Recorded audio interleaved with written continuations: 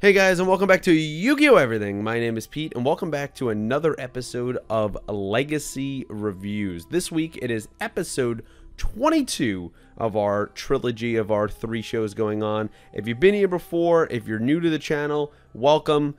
You know the deal most likely, so I'm not going to repeat it and bore you. This episode, I'll probably do it every now and again just to refresh new viewers. But with that being said, we're going to jump into it, starting off with Duel Monsters episode 22. Alright guys, welcome back to the Duel Monsters one, kicking it off, episode 22, Duel of Destiny, Yugi vs. Kaiba. So this was set up last week where Pegasus basically said to Kaiba, yeah, if you want control of your corporation back, if you want Mokuba, most importantly, back, you need to defeat Yugi to then eventually duel me, and that's what will set off Mokuba kind of coming out of the card and his soul being rescued. And so that leads Kaiba in this episode to go see Chips there at the beginning, and we kind of get a reiteration for the most part of the end of last episode.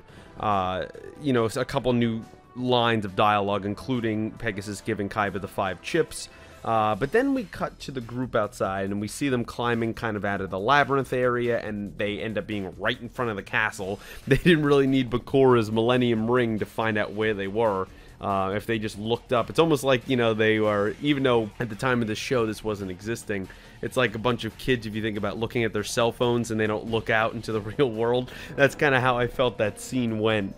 Even though there wasn't cell phones, not the same way as is now smartphones when this was being aired, but it felt like that because the castle was literally right in front of their face, yet they're looking down at the Millennium Ring for guidance. But that was a little bit funny. But we got actually a backstory here, a little bit of history of Anzu and Yugi's relationship, which is something I did not expect to be in the episode. And we see that demonstrated through basically Anzu actually cuts back to, I believe it was episode 13, I want to say, of this show, of when she had it revealed to her. I mean, the whole group did, that there was 2 Yugis, right? When they were trapped in that kind of shadow game nightmare or duel scenario between the evil spirit that was inside of Bakura's Millennium Ring, and when that spirit was going against Yugi, other Yugi, right?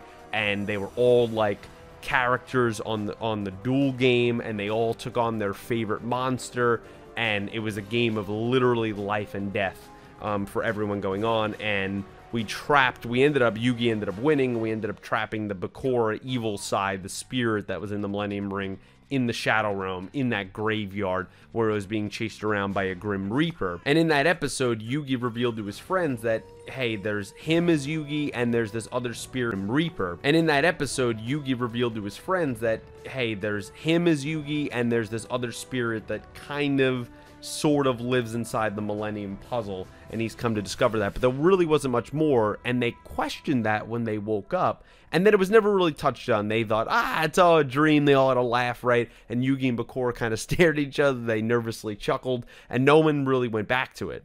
So now that we jumped back into it in this episode, and Anzu's kind of remembering that again, and she's still trying to convince herself that, oh, it was a dream, it wasn't real. But then she thinks back and goes, I've kind of seen a different side of Yugi before, because back when I was in school, when we were all going to school and she was working at Burger World, which I don't know why it's illegal for, like, grounds for expulsion for a student to have a part-time job. I would feel that would represent and show character and responsibility of a high school student, not only, you know, time job. That's a lot of responsibility. So maybe you guys could let me know in the comments below, is that a thing in Japan? Because, like, are you not allowed to work part-time or full-time while you're in school? Because here in the States, it is very much encouraged to work as young as you can to start earning money. So I thought that was a little interesting possible deviation and difference between the 2 cultures going on in the world. But when we go to that scene, it's Yugi and Jinochi, and they discover that Anzu has this part-time job. She's upset at first, but then she kind of reveals that, hey, I'm just going to tell you anyway my dream of why I'm doing this. I want to go to America, and I want to learn dance in New York. And they don't laugh at her at all because, you know, they're friends. I know they're used to, you know, people told me, Dylan told me there was a season 0 or something where these people interacted, and you definitely felt that in episode 1, where it's like, it felt like these characters knew themselves for a while. And I think I said that back on our first Duel Monsters review together, that felt a little like that I was missing context, and a lot of people said that's because there was a season 0 before this, and you very much feel that a little bit here in these moments. And so when they support her and we get that note in the gym locker, and she thinks, it's Yugi or Jinochi, that they're kind of blackmailing me about, I'm going to reveal your secret, you're going to get expelled if you don't meet me in the storage closet, you knew it wasn't either one of them. You knew it had to be someone else. And actually, the show takes a little bit of a dark turn here. A very inappropriate, sexualized, kind of, dare I say, rapey vibe, where this man, random student, I guess he is, has a camcorder and is, shooting the exact areas, those no touch zones, as you want to say, the sexual private part areas of a woman. And the show, for being a children's show, is blatantly kind of saying things like up the, skirt shot. For being a children's show is blatantly kind of saying things like up the, skirt shots it's showing you and things like that. Like it's showing that's the intention of recording the camera there. So I did not expect that. That really took me off guard and kind of just shocked me for this episode. But hey, it was a different time in the early 2000s, and I guess I just in the mindset that I didn't expect a Yu-Gi-Oh show to go there, but hey, it did. But Yugi comes in and he kind of gets knocked back, and then his alter ego takes over and basically challenges the guy that, hey, whoever draws the strongest card here in the deck, one shot at it, that's whoever wins. And we're kind of playing like a shadow game here, and the guy thinks it's all bullshit, it's a joke. And it turns out that, nah, he draws Cursed Dragon, Yugi draws, Dark Magician, Black Magician, and the guy goes, men, it's all based on strength, this is just a silly game. Hey, she asks Yugi, I guess for the first time, hey, do you remember any of that? And he goes, nah, not really, it was kind of a blur. And I think that's more confirming that, hey, Anzu, the stuff that happened in episode 13, the stuff that you're questioning now, none of that was a nightmare. There's definitely two Yugis. And Yugi pretty much says as much, that, yeah, it is like that. It's not a dream, it's not a nightmare. And it's a kind of a nice little moment that they share between the two of them. And I like that character build up between those two, because I feel like we haven't had enough Anzu development, and we haven't had enough interaction between the two of them. So it was nice that they had that little moment. And so after they have that, they go up the steps, trying to get into Pegasus's castle. They finally have gotten here. It's taken 22 episodes, basically 20 episodes or so, and they're finally here. And now Kaiba is in their way, and Yuki notices right away that he's different. And I don't think he means, he's not the pompous ass that he was in episode 1 before he got mined. And now Kaiba is in their way, and Yuki notices right away that he's different. And I don't think he means, he's not the pompous ass that he was in episode 1 before he got mind crushed. I think Yugi saw there was a different in him in the couple times now that he's either communicated with him kind of telepathically in that one duel against the mine, kind of player killer guy that was impersonating Kaiba, or when actually Kaiba went against Jinochi, he saw that he was different. And now he has changed again, Kaiba. And that's because as Kaiba has that inner monologue to himself, he wonders if Yugi was able to defeat him last time because he had a power inside of him, almost motivation, because he wanted to protect the ones he loved. In that case, at the time, it was Yugi trying to protect his grandfather. This time, it is Kaiba trying to protect Mokuba. He's just not revealing that information. I'm sure he will next episode. And Kaiba wonders, hey, if I have that motivation, will I be able to defeat Yugi? And he basically baits Yugi into it, Yugi's alter ego takes over, and they kick off the duel, which ends up in a great setting. They're using Kaiba's new technology with the dual disc, which is very cool to see the beginnings of this, since I'm watching the other two shows that are after this, obviously, concurrently. And they fight in this great scenic moment, kind of on top of the castle, Pegasus's castle. It's just a great visual.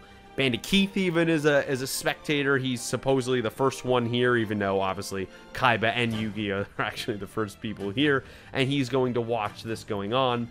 And as they go back and forth, they kind of take shots at each other, Kaiba and Yugi, and trick each other into certain moves, and they end it with 1,500 attack each. Each attack, they were chipping off the same amount of life points from each other, and they're left with 1,500 life points, pulling off clever moves. And it's revealed at the end that Kaiba's ultimate move is he wants to get not only one, Blue Eyes White Dragon on the field. He wants all 3 that he is so coveted. Don't spoil it for me down below, but I'm pretty sure I've heard that card be spoken in Dylan's basement before and talked about. So I think that's what we're kind of getting, that King kind of Ghidorah, triple-headed monster of Blue Eyes. I'm sure it is incredibly powerful and has an incredible amount of attack points, even greater than 3,000. We're going to see that next episode. But yeah, fun episode. Always love when Kaiba's on screen. Always love when Kaiba and Yugi are interacting. Can't wait to see the second part of this duel.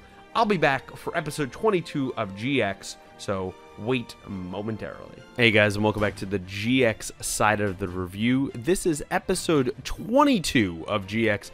I Summon Wildheart, Judai versus Misawa, Part 2. So this is obviously picking up our second half of the duel that determines the school representative here of Duel Academy to go against the other Duel Academy, North and South. And this determines who is going to be that representative. They wanted to be someone, the school representative here of Duel Academy to go against the other Duel Academy, North and South. And this determines who is going to be that representative. They wanted to be someone who was a first year. Unlike Rio, who had been in the last couple of years, they wanted a first year to represent it because the other school has a first year representing it. And so it came down to Kronos putting up Misawa, and really the whole rest of the teacher committee and Rio suggested Judai. Judai faced an uphill battle, if you remember last episode, because Misawa was working on, he said, his 7th deck to specifically shut down Judai. This is the first time they were actually having a duel in the show, and Misawa used the spell card to seal off fusions, seal off polymerization, so the kind of top-level monster card that Judai normally uses to power up of combining his elemental heroes, he was not able to do going forward in this duel. So how was he going to combat that? That's what we dealt with in this episode. And man, it didn't disappoint. It was an exciting, completely back and forth duel, as Sho pointed out during the episode, and I loved it. The episode kicks off where we have that journalist, kind of scummy journalist guy, and he was hacking into the school kind of network last episode. I guess journalists, you know, they say to be multi-dimensional, but it's another kind of area to know computer coding and hacking for that matter. But yeah, he's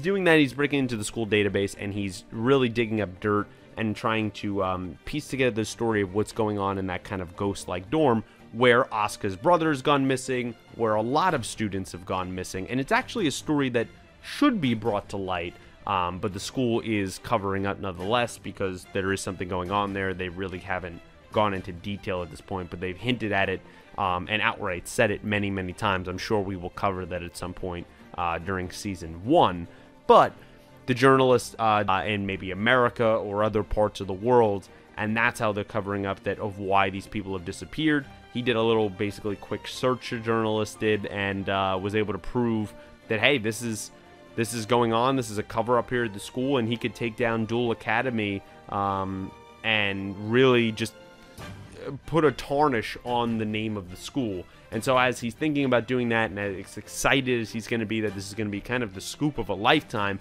he walks into the arena to see, in the middle of the duel, Judai and Misawa. So when we kick back to the actual duel of the episode, we're reminded that Judai had more attack points last episode, and that's what he was left with. However, he's the one that is on the ropes, and Misawa goes really right after him, and Judai's like, you know, this is keeping my heart pumping, and he's always excited. Typical Judai, everyone's kind of commenting on that. I mean, his stubbornness, his love, his heart, that's what makes him the duelist that he is, and that we've seen through now. Everyone's kind of commenting on that. I mean, his stubbornness, his love, his heart, that's what makes him the duelist that he is, and that we've seen through now, this being the 22nd episode of the show. But Misawa has proven and has shown in his one duel before where he beat Manjomi that he's a talented duelist, and he has some serious intellect to be kind of looked at as a challenge and to be respected. And even someone like Rio is giving him his props. Even throughout the episode, people like Kronos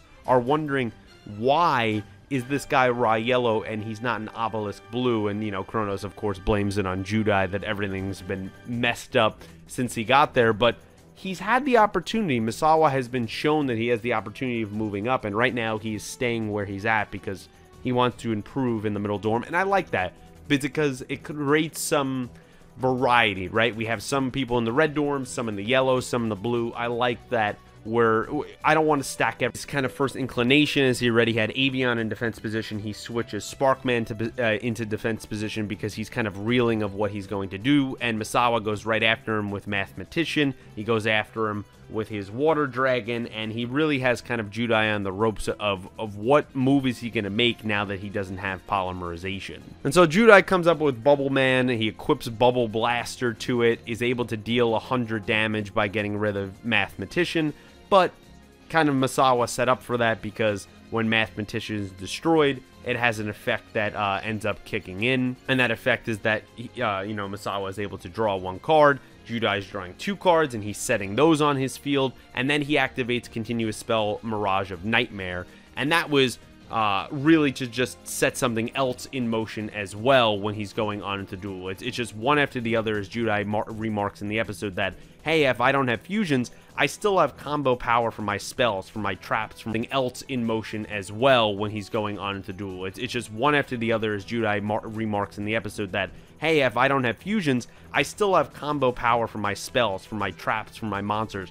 All those working together are still what can give me power. And Misawa says, like, yeah, maybe I did miscalculate a little bit there, that a majority of your power has been sealed off without polymerization, but maybe I should have done some further calculations to completely seal you. And I would argue that, I mean, you can't have kind of a perfect defense against any deck, that there is always going to be a way out and a way to combat that. And I think Misawa has done a great job just sealing off fusions. I mean, I think that is a huge deal. But with the Nightmare card, he was able to draw 4 cards. He plays Emergency Provisions, which when he gets 1,000 of his life points back, that Misawa then in the next turn is going to deal a huge attack. That's just kind of how the anime is going to work.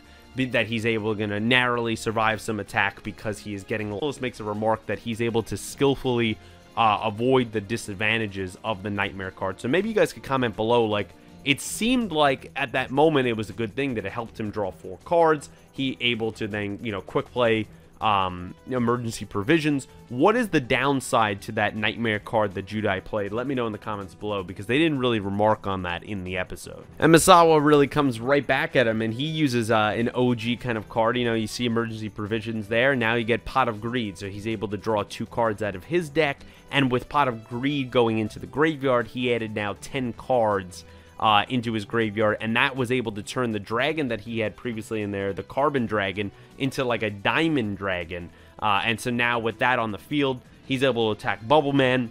At first, that only destroys Bubble Blaster. You're able to knock down the attack by 800, but Bubble Man is able to stay on the field. But remember, we have Water Dragon on the other side. On the other side of the field as well, he has 2 monsters on the field, and he's able to wipe Bubble Man out and deal the attack damage to Judai. So it really goes back and forth. I like kind of breaking down this episode in the review, because it really is a technical kind of episode review, because there's not a ton of plot here. It's more of the back and forth kind of play-by-play of the duel, and hopefully you guys enjoy that, and I'm trying to do my best to go over it to help you relive it and to kind of understand kind of the actions and the decisions of each of our 2 duelists here in the episode. And Judai really pulls out the stops, man, in this episode. I like some of his cards, his spell cards that he uses. He uses Hero Signal in here. He uses Skyscraper later, and Hero Signal I enjoy just because it's able to kind of bring back another monster, which is what he needed.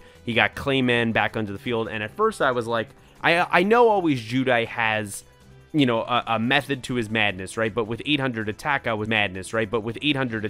wondering, like, really what is the strategy here? And Misawa even comments that, like, hey, you just took a big hit there, really lost most of the monsters, all the monsters on your field, and yet you're still moving to the next step. You're still preparing for that. And that's what I really respect about Judai. And as soon as in the episode, everyone is commenting, Sho and Hayato and even Rio, Kronos, obviously, everyone is looking at, even the teacher with the cat Pharaoh, that like, oh, Judai, that's it. He's going to lose, and they're saying that throughout the episode. Between that and the music that hits, that he's easily going to win this, because he has to become the representative. And just when you detail an episode, especially a 2-parter like that, Judai is going to pull it off. It's just a matter of how is he going to pull it off. He brings in another spell card in Warrior Returning Alive. I didn't realize that Bubble Man is actually a warrior type card, so that was a little bit of a shock to me. And he had another card that equips to it in Bubble Shuffle, which allows, you know, Bubble Man and one of the opponent's monsters to switch into defense position. And then I'm like, well, how is that going to work? Because Water Dragon still has 2,600 defense points. Really, what is the point of that? But the point was to get, you know, Blade Edge onto the field, and that has, you know, an incredibly high attack points, another 2,600 for it. And so I was like, all right, maybe there's a mutual destruction thing. Is that how it would work, of attack to defense? I'm not really sure. You guys have to educate me on that. Could he destroy both monsters and, you know, they would destroy each other there, and he's able to get Water Dragon off the field? I'm wondering, what is the strategy, what he's going with? And then, of course, I go, remember, he has the field spell Skyscraper, because they referenced that last episode, that was the connection he had with the old man, with the journalist, because the journalist had a reaction to that, and we get the flashback here again in this episode where he's kind of walking through the city streets into that specific card. I think it's just that card reminded him of walking through the city when he was kind of a happier person, when he was living out his dream, as we'll get to here at the end of the review, as he talked at the end of the episode. Here we get to the part, though, of the duel that I need you guys for. I need you guys to help me explain this, you know, because you guys you're smart, you're educated in the TCG, you're educated more than I am, as I'm learning, you know, even the card game and the anime here. Judai has Blade Edge, right? He destroys Water Dragon. Its effect allows that the attack points, if the attack points of Blade Edge in this case exceed the monster's defense points that it destroyed, it's able to deal that as piercing damage, right? As direct damage to your opponent. So he's able to affect Misawa, get him all the way down from 1,500 to 500 attack, right? So when that happens, Water Dragon's effect kicks in, so he's able to, you know, basically break up the dragon and put, you know, another oxygen and 2 hydrogen monsters on the field, which, you know, basically break up the dragon and put, you know, another oxygen and 2 hydrogen monsters on the field, which made Water Dragon in the first place, right? And then he activates Last Magnet, right? It's a trap card that he puts on. He equips it to Blade Edge, and that lowers its attack by 800. But when Clayman attacks for Judai and its attack goes up because of Skyscraper, it's an 1,800 attack, attacking the oxygen monster that is 800 when it comes back. So in that case, wouldn't it have dealt 1,000 damage? And with Misawa only having 500 life points, shouldn't have been over right there. So there's something I'm not understanding of how the cards work there that you guys could probably easily explain to me down below. So please feel free. But that was one part that I kind of hung me up in the episode. I was like, how does that work? And I watched it a few times. I was like, did it say it was 1,800 attack? But no, it was 800. So I'm not sure how that 1,000 difference there was made up. But we go on into the duel, and it's really a duel of just rule cards for both characters. And Misawa draws a really cool one, which is a very specific one. It's a ritual spell called Litmus Doom Ritual, and it's specific to, hey, you have to have all your monsters on the field have to add up to at least a level 8, and you're able to bring in the Doom Swordsman or whatever, which starts with 0 attack, but you know when a monster has 0 attack, you know there is some way to power it up. There always is. And so even though it can't be destroyed by traps or whatever, it's able to then eventually power itself up to 3,000 attack when there is a trap on the field. And since Last Magnet is on the field, its attack and defense becomes 3,000. So not only Last Magnet was able to weigh down Judai's monsters, but it's also able to power up the Doom Swordsman on Misawa's side of the field. So really effective move, very specific move, very anime-like move, where it has to be that specific moment for that card to work out. But hey, it destroys Blade Edge, it deals another attack to Judai, and the thing with Judai here is he's attacking Misawa and he's taking off large chunks of life points, where when Misawa is attacking Judai here in this, you know, second half of the second part of this duel, he's really taking off 100, 200, 300 life points. It's more paper cuts, death by 1,000 cuts from Misawa's perspective. But hey, whatever works, right? And he's able to return the dragon, the diamond dragon, back to his hand, and you know there has to be a reason for that. And when that happens, you destroy all spell and trap cards on both sides of the field. And the main thing is there, he wants, Misawa wants Skyscraper completely gone from Judai's side of the field. He does not want him powering up his monsters any further. And then we get the little interesting flashback scene of the journalist again, where he explains at the end of the episode that he kind of lost some passion for dueling, and that why should he ruin it with the story. He says to Asuka at the end, and we're jumping ahead obviously a little bit here, he says to Asuka at the end that if he finds out any more information about the missing students, which would be really important information to Asuka, that he will return and report it. So I'm hoping that that's not a one-off character, and that the way they set that up, that he will come back. But hey, then again, right, it is GX, so I would not be surprised if that was kind of a one-off character. But the thing that was interesting also about that is the flashback and the way that he kind of lost his passion. He said it seemed like he lost to Kaiba. So hey, that can make any duelist quickly feel like they are worthless. That's what Kaiba does. So that was a fascinating little connection back to the old show, that this guy at some point went against, it looked like, Seto Kaiba. And as we wrap up the rest of this duel here, Judai summons his new elemental hero, Wildheart. And it's funny because I guess like it's new to Judai's art, and it's funny because I guess like it's new to Judai's deck, but he's not necessarily creating that hero because Misawa was familiar with how the effects of that card work. And so he tries to cut it off with Spirit Barrier, where it reduces battle damage to 0. Judai explains, well, Wildheart is not affected by traps, and Misawa already knows that, but his continuous trap Spirit Barrier allows, once again, Doom Swordsman, Litmus Doom Swordsman, to go up to 3,000 attack. So how is a 1,500 monster in Wildheart going to affect that? Even when he equips the boomerang and it adds 500 attack, I'm like, all right, 2,000 to 3,000. Clearly here, what are we doing here, Judai, that's going to make this up? You don't have Skyscraper on the field anymore. There has to be a reason. And actually, Wildheart, he attacks, he takes the shot, Judai takes 1,000 damage, and I'm like, well, when he does that, whenever Wildheart is defeated in battle, there has to be some effect that is going to be, fortuitous, that is going to work for Judai, and that's exactly what happens. When he's sent to the graveyard, it destroys all spell and trap cards on the field, and for each card that's destroyed, it deals 500 attack to your opponent. Misawa, with only 500 left, it only takes one of his trap or spell cards to be destroyed, and that wraps up the duel. Judai is now going to be the representative for the school. Everyone's impressed except Kronos, who's obviously distraught. Rio's impressed.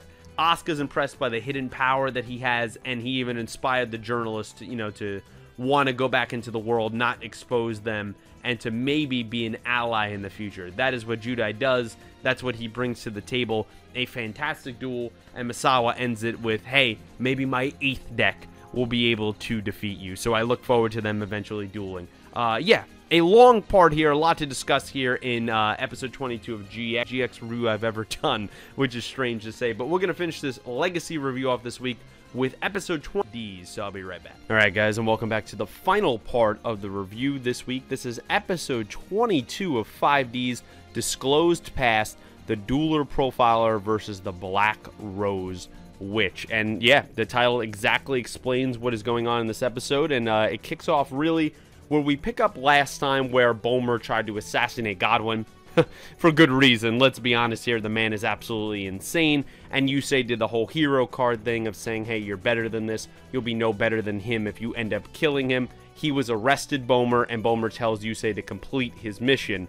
And while that's all going on, everyone is understandably a little bit frightened, a little bit shocked, and Godwin is able to cool, calm, and collected, eloquently, as someone describes, just give the speech, says, my job is to protect you as part of the, public health, maintenance department here, and I will, even if that means exchanging my life. And now part of me believes him with that. Even if that means exchanging my life. And now part of me believes him with that, right? Because I do think he believes the work he is doing with Iliaster, with the public, maintenance department. He believes that he is protecting for the good of all, for the correct people, right? That's the problem. He's being a god no pun intended there with Godwin, but maybe that's kind of the writer's way of showing us he's deciding judge, jury, and executioner of who should live and who should die. He said, what, back in episode 8, 9, he said that there would be, in a perfect world, everyone can live and defeat the evil that is coming out of the ground, right? That's the whole story of Iliaster. But in reality, I am willing to sacrifice one side to protect the other. And that was a look at kind of the lesser people of, I'll, sacrifice people at Satellite to have people at like Neodomino City or people like this around the world to survive. It's that very elitist kind of mentality. And he really calms the crowd with saying that, because I believe that he would give his life if he deemed that the cause would be worthy. It's just what cost is he going to come at? And those people are being tricked there in the stands because they could be the ones that are at risk. They could be the ones that are actually making the sacrifice to Godwin's ultimate goal. And right before we get to the opening one, we get introduced to a new character here. He looks a little mysterious. And later on in the episode, he ends up being revealed as someone that is close to Aki. So we'll get more to that. So we pick up after the opening, and it's really, Godwin's assistant again, that I never remember his name, is talking to the Profiler. That's the nickname of this guy. And he is the next duelist that is going to go against the semi-finalist, which is Aki, right? Aki is the one that won the Black Rose Witch. She was able to take out the Knight, I believe, last round. And now this is the next kind of thug for hire, the next kind of computer. He analyzes their deck, their previous dueling skills, maybe even past life events, as we see with Aki, and he uses that to build his 40-card deck and really provide the advantage for himself. So just before the second semifinal kicks off between Koda, the Profiler, and Aki, there's a scene of the new character, right? And he's talking to Aki in the tunnel. At first, they have similar hair. I'm thinking, oh, maybe this is a brother, right? Some kind of family member, maybe a cousin that's reassuring her because she's concerned. And we get a lot of Aki in this episode, a lot of deep emotional depth in this episode. And she's concerned that, hey, I'm going to have to hurt someone again, because every time she duels, it seems, since she's been 5, since she's been a little kid, and has been awakening this power inside of her, which I would assume is the signer power, which is what Godwin and Koda, his job is to draw that out of her in this duel. The whole point of that is that power in her, she can't control, and she hurts people badly. Like, actually affects a real member from a couple episodes ago when she fought the Knight. That was her whole thing, her whole, I don't want to say shtick or gimmick, but it's real life, like, they damage the person, and I think we got more of that in this episode, because he says, hey, the mysterious character talking to Aki, you're the future of psychic duelists. So I think that's why it affects people in the real world now. It's an actual psychic attack on the mind, on the soul, the heart of the person. And that's why they become damaged. And we see that throughout this duel when she's going against Koda. But kind of the way he's talking to her, this mysterious character in the tunnel, at first I thought it was in a appreciation way, but as the episode goes on, I think it's in a manipulation way, right? Like, he's trying to kind of provide some security to her insecurities, in the sense that, hey, you're not going to need this mask anymore. Show your beautiful face out there. She's taken on this persona of the Black Rose Witch because she was afraid of not only showing who she was, but she was downtrodden. She was made fun of. She was feared by what she did to people. And a lot of that time, it was accidentally. She didn't understand the power. She still doesn't really understand the power that she has inside her. Even though I think at 16 now, as her age gets shown in the episode, she has come more to grips with what she is, or is discovering more of what she is. And she's understood kind of the necessary risks and sacrifices.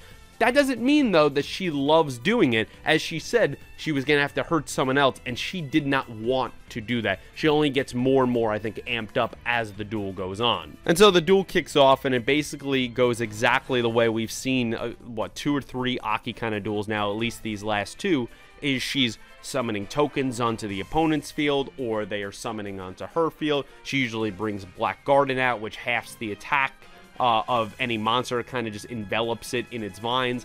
And as I would expect, someone he knew up to a certain point really to begin with, but he didn't really know the later effects of spell cards and kind of monster effects that Aki had, which is just kind of poor study on his way. And I know ultimately, even if he loses, he's still getting paid. He's still trying to just draw the signer ability out of her. But a pride thing there is he wants to win, and it becomes more than pride later on, as we see in this duel. But he goes right after, as we've seen in kind of these other matchups. We saw this against Luca, that, you know, they really wanted to draw on her fears when she was inside the spirit world and kind of the damage that she has caused, the supposed promises that she has made. We saw Professor Frank do that. And now we saw a little bit of the Knight do that against Aki, but now really the profile gets outer of like, hey, these cards represent specific emotions that you've had, and that you have no friends, and that people fear you, and you push everyone away,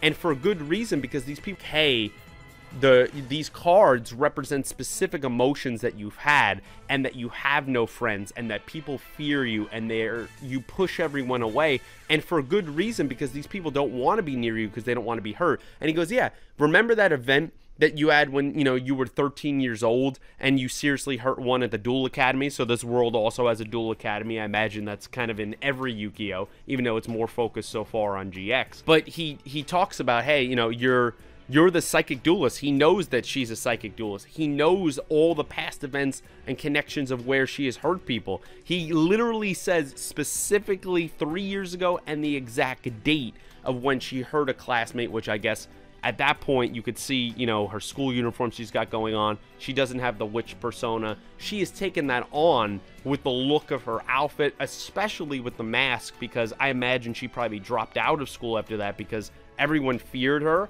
and she didn't want to roll into it. She wanted to do it under the guise of a mask, and I think that's how kind of that whole persona started. So it was nice to see that in this episode of the origins there. And as, you know, as he tries to combat it, as the profiler tries to combat her moves, it really is null and void, and he goes after her again and goes, hey, listen, this is like when you hurt someone else back when you were 5 years old, and that looked more in a domesticated situation. So was that maybe a father, a someone in her family member that she actually hurt when she was just getting to know dueling and understand the game, and it was more of a friendly thing that she didn't realize that was the first time her powers awakened, and it really hurt someone. And I think right there is where the attention probably was brought on by a few groups, that one group in particular that this guy belongs to that we'll talk about in a second.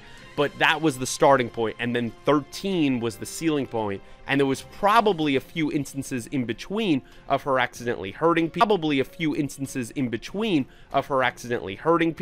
of it creating incidents, of it maybe ending up in the newspaper, easily creating things that are on the web that are in info for the profiler to study, and that is where he's getting all this information. But all of that took Aki off guard in the duel, that he knew so much about her. And then as we get that exact montage of Aki looking like she has hurt other people on multiple instances beside the two that the profiler pointed out, she comments that, hey, in her experiences, it's not only that it destroys everything around her, that the power is frightening, but it destroys someone's soul. And the profiler figures that out very quickly, that it doesn't even become about the fee at some point. It becomes about surviving throughout the duel, that he's worried about his own life as this duel goes on. That's how terrifying of a presence Aki really has been in these two duels here in the Fortune Cup. And, you know, he remarks, you see as the damage, the animation gets great, his hair gets messed up, as there's black and blues and scuff marks all over his body and his face. You could see that he is getting damaged, that maybe his soul is getting damaged. You could see the fear that he has, that he wants to push forward, not really even for the job anymore, but to get out of here as quick as possible and survive. And that's why he really wants to win the duel. So what is the state of this man after he ends up losing to Aki? I'm not sure, but he has a couple moves in, his bag and his tricks there, where one of them he's able to kind of guess the monster that she could possibly have in her deck. And if he does guess it correctly, that Aki would then take damage equal to half that monster's attack point. So it was a pretty easy guess to go, hey, you have Black Rose, the Witch Dragon in your deck. I mean, Black Rose Dragon, duh. Of course that's in her deck. You know it's there. And he tries to deal 1,200 life points immediately to Aki. And that was a big moment for the audience there, because against Aki, right, as everyone has been her whole life. But that's the first time that she was dealt actual real damage to her And the profiler was a little terrifying, a little creepy in that moment, saying like, yeah, if you thought that was bad, wait for the next turn. And I thought maybe he had more of a chance to go against her. And hey, by the end of this, he does get her down, I think, to about 1,000 life points or so. He definitely did. But it wasn't enough. And Aki is just struggling with the turmoil of what he is drawing out of her, what he is reminding her of. And ultimately, it looks like it accomplishes what Godwin wanted to accomplish at the end of this. The signer power is increasing.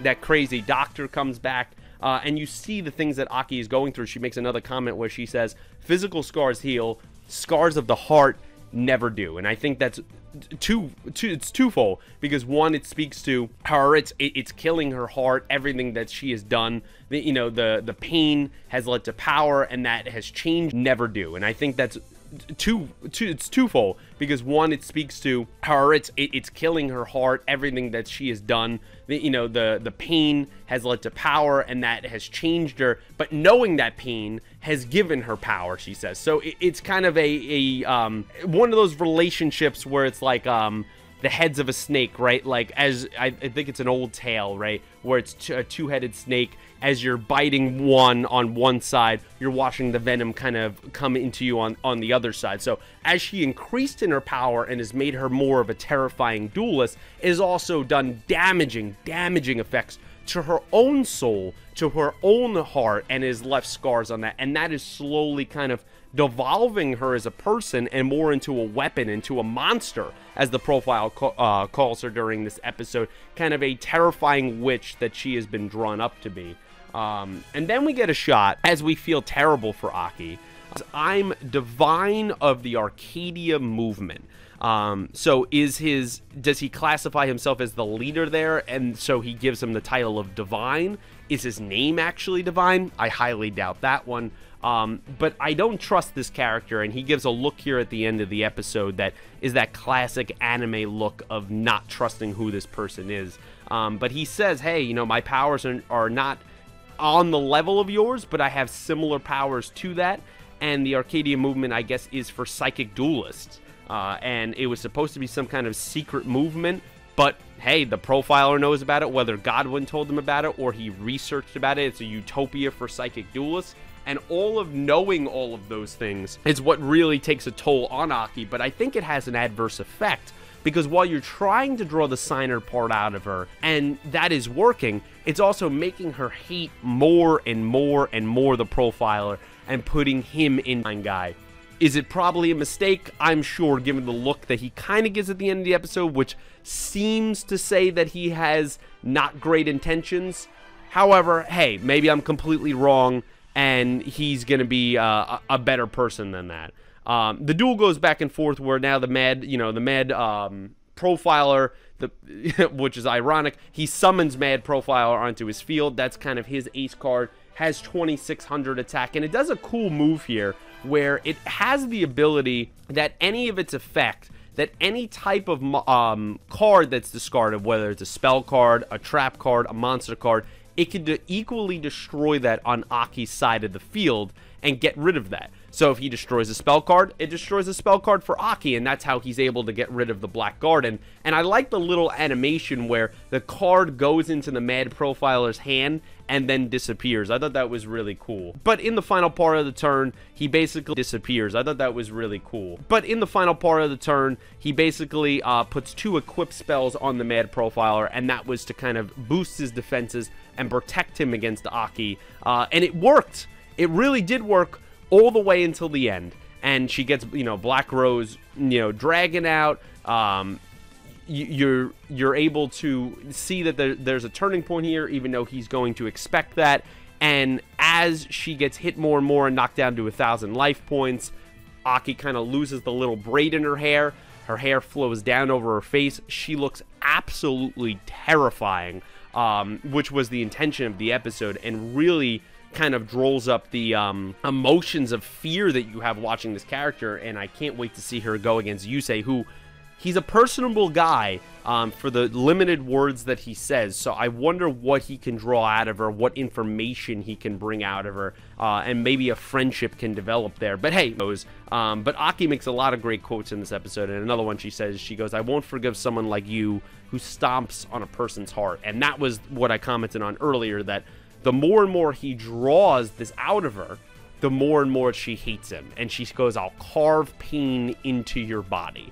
And so that information, those equip spells that he thought would be able to protect him, actually end up being backfiring against him. And the final trump card is the trap card, Rose Curse. And since he had his attack points of his monster of the Mad Profiler changed from 26 to 0, ultimately at one point that worked to his advantage. It was able to attack Aki, but now it becomes his downfall, and she's able to wipe him out. And there's a terrifying shot that I hope Dill puts in the review, where it's Aki's hair down over her face. There's fire all around her in the background, and she looks like a terrifying monster that everyone believes her to be. And she advances to the finals. She's like a terrifying monster that everyone believes her to be. And she advances to the finals. She doesn't look that happy about it. She didn't even seem like she really had effect to the supposed burning feeling that once the signer tattoo appears, it's supposed to burn. Jack had that feeling. Yusei had that feeling. Doesn't even seem like Aki reacts, but hey, she said she is someone that is used to pain, so maybe she just kind of has a tougher pain tolerance in that moment. And, you know, Himuro, he's watching on with Yusei as he fixed his D-wheel, and he goes, "Yeah, what did you learn from her deck, from her cards?" And Yusei said that, "Hey, she's hiding something more, but I learned rejection and anger." And I think that is the truest and most honest way that you could describe Aki at this point. But guys, let me know what you thought of this episode down below. A lot of Aki backstory here. Really loved it. She keeps building up her as a terrifying presence. I know this is probably a pretty long review for you guys, so I apologize for that. But hey, put me on, or maybe taking that long commute home from work. That's how I usually listen to reviews, and so I suggest doing that. But hey, if you're still here, I greatly appreciate that. Stay tuned to the channel for, you know, more reviews every single Thursday. There's a legacy review here on Yu-Gi-Oh! Everything. We do a podcast called Yu-Gi-Oh! 7's Up every Wednesday night, like 8:30, 9 o'clock Eastern Standard Time, where we talk about the current Yu-Gi-Oh! Going on, which is Yu-Gi-Oh! 7's right now. So if that interests you, please come check that out. There's a whole bunch of videos dropping on the channel that Dill is dropping all the time that you could check out, and he would greatly appreciate it. I would greatly appreciate it if you would stay and check out that content.